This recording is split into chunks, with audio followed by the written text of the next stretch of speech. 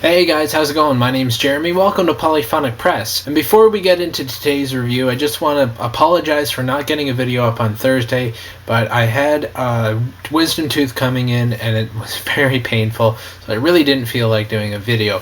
Anyways, I'm back, and before we get into it, I just want to let you guys know that I do have a podcast. You can go to polyphonicpress.com, go to podcasts, and you can subscribe via iTunes. Just click on where it says podcast RSS and follow the directions there.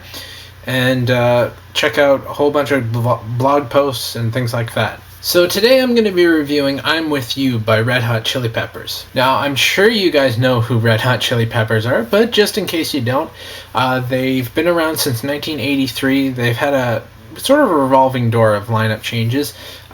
This is their 10th studio album overall, and their first one since 2006's Stadium Arcadium, which was actually a double album. This album starts off with a song called Monarchy of Roses, which really has sort of a psychedelic feel to it, except with really heavy guitars, but then it immediately launches into this almost disco type of feel. It really comes out of left field when you're listening to it for the first time. And the bass and the drums are playing that sort of jumping groove that you hear in a lot of disco music. It's an odd song, and it's definitely something new from this band. But it was an interesting way to open up the album.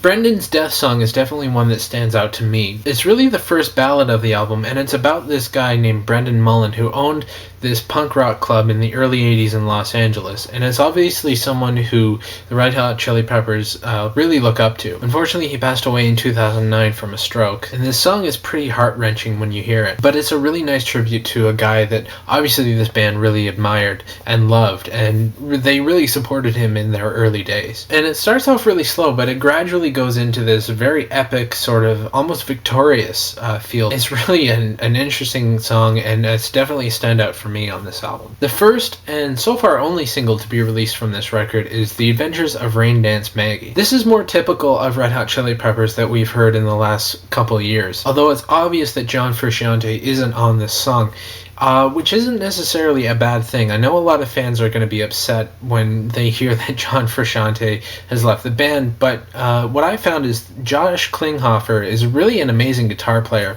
and he's a completely different guitar player than Frusciante, but he plays to serve the song, and he's not really showing off, but it's more like he's really serving the song. He's playing to fit the song rather than shredding. Goodbye Hooray is definitely a more rockin' song. It sort of oddly reminds me of chase music from an old 60s spy movie, and it's probably my favorite song on the album. And again, the guitar is very well done. And then the record closes with a song called Dance, Dance, Dance, and it's exactly that. It's pretty much a dance song. But it sort of takes the opposite of a typical dance song, where the verse is actually the hook, and the chorus is actually a little more subtle. It was okay. I found it to be sort of a weaker song to the album, and sort of anticlimactic when you're closing the album. And it was an interesting experiment, but I don't think it worked as well as they had hoped. So I didn't mind this album. The only complaint I would have is that it's a little long. 14 songs is a little much, and it's a lot of information. I think the record could have been a lot stronger if they had brought it down to maybe 11 or 12 songs, and promoted those stronger songs and then taken out some of the weak ones. But I enjoyed the majority of this album, so I'm going to give it a 7 out of 10. Anyways, that's what I thought about the album. Let me know what you guys think in the comments or with a video reply. Don't forget to check out our Twitter and Facebook pages. Links are in the description, as well as, again, the website, polyphonicpress.com. Don't forget to subscribe. That way you'll know when I post a new video. And if you got an album you'd like me to review, let me know in the comments or private message here, or you can do that on the website by sending me an email. You can get that information there. And that's about it. I will definitely see you guys on Thursday, I promise. And see you then. Take care.